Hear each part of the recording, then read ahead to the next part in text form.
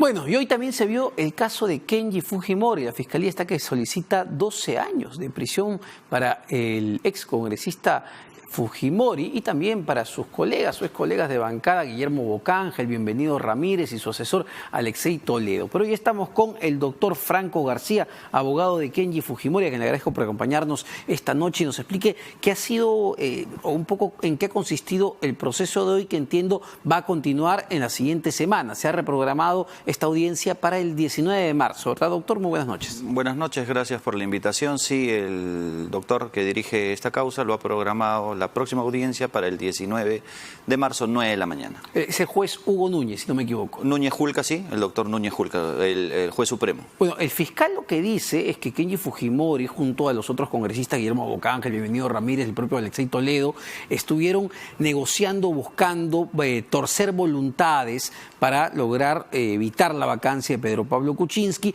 a cambio de obras. Textualmente lo que dice el fiscal supremo adjunto Alcides Chinchaya es lo siguiente: los congresistas no hacen obras. La vinculación sería hacer que el congresista Moisés Mamani se contacte con alcaldes que tuviesen proyectos sobre los cuales se haya solicitado la habilitación presupuestal correspondiente y aliarse con ellos. De eso los acusa.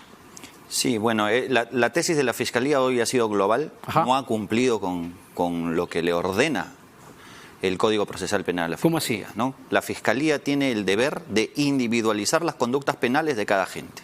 Okay. ¿No? Entonces, a nuestra manera de ver, no ha cumplido con esa obligación, igual que no la cumplió de forma escrita, no lo ha oralizado tampoco. Y creemos que es por una circunstancia muy sencilla de entender. Porque si es que se quiere individualizar la conducta de Kenji Fujimori, no tendría como la Fiscalía indicar que Kenji Fujimori esté inmiscuido en un delito, no. Lo que dijeron los demás, será el Poder Judicial quien determinará si esos comportamientos son ilícitos.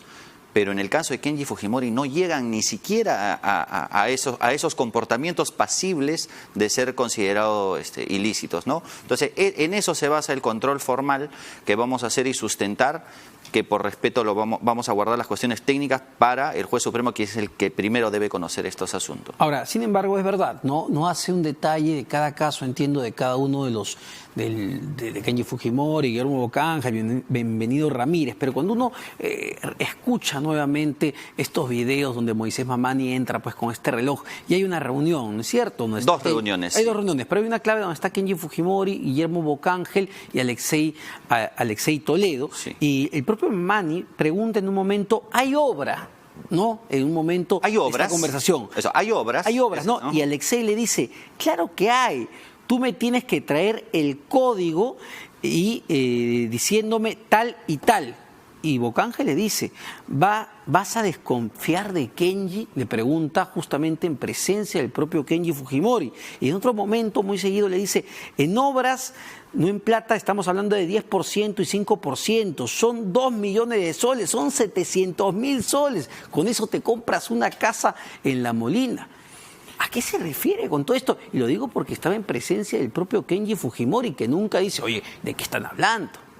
Sí, bueno, en primer término lo que tengo que indicar es de que las fechas son las que ha puesto el Ministerio Público. A ciencia cierta no se sabe qué parte de los audios corresponde a una fecha o no. Ajá. Sin embargo, dentro de lo que se ha podido establecer ya en el proceso, en la reunión del 15 de marzo no se ha hablado de ningún ilícito penal. Se habló de intermediación de obras. No me refiero a la reunión del 20 de marzo, donde hubo, digamos, otro tipo de aseveraciones, digamos, ya mucho más aterrizadas, sin que signifique igual que esto sea materia delictiva, que eso será el Poder Judicial quien lo determine. Sin embargo, en cuanto al extremo de Kenji Fujimori y el grupo de sus asesores, no solo de él, sino de los 130 congresistas, tienen la obligación de intermediar, y no es raro que intermedien entre el Poder Ejecutivo y los alcaldes y los gobiernos regionales, que a su vez se interrelacionan con los pedidos ciudadanos. Eso es una obligación de los congresistas. Lo que sucede, Omar, es que si esto se ve en una grabación, la subjetividad de esa grabación mal hecha nos hace recordar a todos los peruanos que estamos cansados de los videos y los audios. Sin embargo, si se visualiza detalle a detalle, no hay ningún ilícito penal. Kenji Fujimori quería romper la hegemonía de Fuerza Popular. Y es en ese extremo que se basa toda su locución. No hay los videos originales. Kenji Fujimori quería que su padre salga en libertad.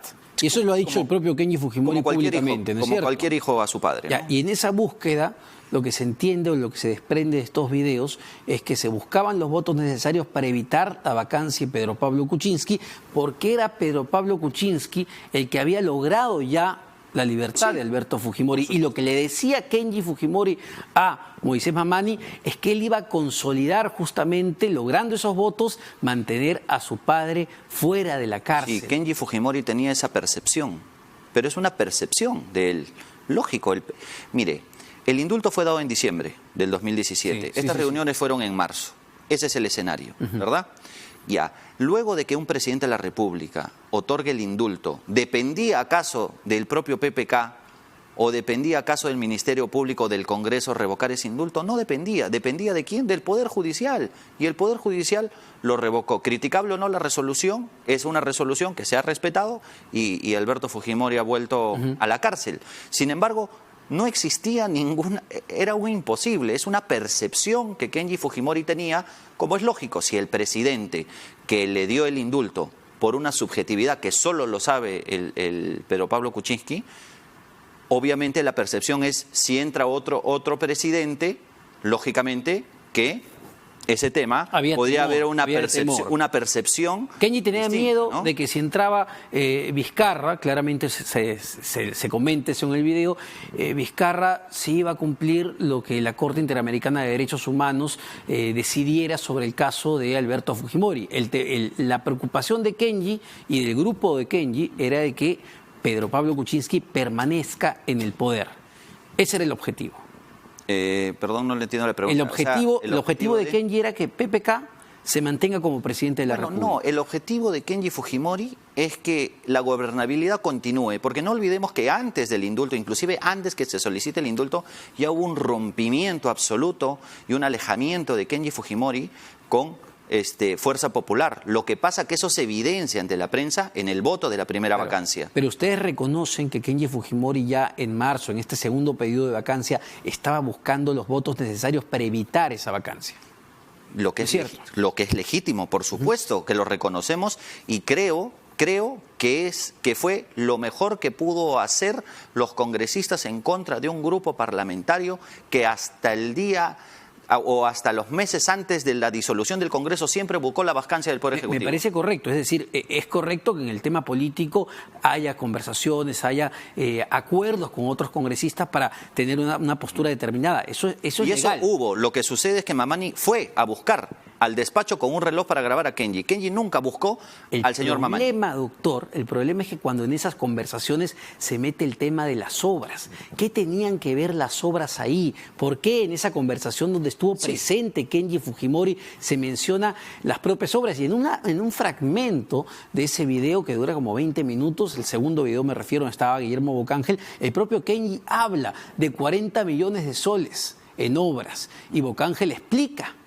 toda la trama, Mamani, que tú puedes recibir una comisión de entre 5 a 10%. ¿Cuánto te va a caer? 700.000 soles. Con eso te compras tu casa en La Molina. Ese es el problema de fondo. Sí, mire, eso me parece, sin temor a equivocarme, que esas palabras no son en la reunión del 15 de marzo, ¿ya? Porque no olvidemos que este CD ha sido editado en el Congreso de la República, o presentado, pero mejor dicho, en el Congreso de la República, ¿no? Y eso se va a establecer en el proceso. Sin embargo, está muy bien que los congresistas, en el momento de torcer voluntad política, le expliquen a otro congresista que venga a consultar esos temas, porque fue Mamani quien vino a consultar esos temas, se le explique cuál es la labor del congresista en el momento de intermediar en obras. ¿Sale acaso de la boca de Kenji Fujimori que se tiene que aprovechar económicamente, que hay un acuerdo entre el alcalde, que tú buscas tu empresa? No sale de la boca de Kenji, sale de la boca de Guillermo Bocángel en presencia de Kenji Fujimori. Ese es el problema, y entiendo que la tesis y la fiscalía va por ahí, que Kenji Fujimori acepta con su silencio y sin ningún cuestionamiento lo que menciona Guillermo Bocángel en el tema de la comisión que le puede caer a Mamani por obras. Mire, el delito de cohecho es un delito de mera actividad, pero de acción, ¿no? Ya. Nadie puede ser juzgado por el dicho de otro. Por una promesa. Más allá, no, inclusive hasta la promesa está penada. Es de mera actividad, quiere decir que no se tiene que consumar el delito. Sin embargo, se tiene que ofrecer, dar. No dice el Código Penal, tienes que estar presente en el momento que alguien ofrece o da. Pero más allá de esa discusión me parece típica, clave eso. Me parece importante eso porque entiendo entonces que la tesis de la defensa en el caso de Kenji Fujimori va a ser, bueno, Kenji no lo dijo, lo dijo Guillermo Bocángel. Que Guillermo Bocángel se haga responsable por sus palabras. Kenji no lo dijo. ¿Esa es la idea? La idea es la siguiente. Cada defensa técnica está encargada de su patrocinado. Nosotros discutimos y tenemos una evaluación genérica. No tiene contenido penal. Sin embargo, en el momento de individualizar, nuestro trabajo tiene que ser defender la imputación necesaria que tiene que hacer el Ministerio Público, o cuestionarla, mejor dicho, la imputación necesaria. No ha habido imputación necesaria contra Kenji Fujimori. Kenji Fujimori no ofreció ninguna obra. Lo que ofreció fue gestionar o intermediar y dar cuenta al señor Mamani qué es lo que estaba sucediendo en el interior del Parlamento con Fuerza Popular. A ese extremo son todas sus palabras. Cuando habla así, fueron 2.000 millones que se le dieron. Creo que ahí otras personas hablan, sí, que alguien se compró una casa, o una casa en Asia, en La Molina.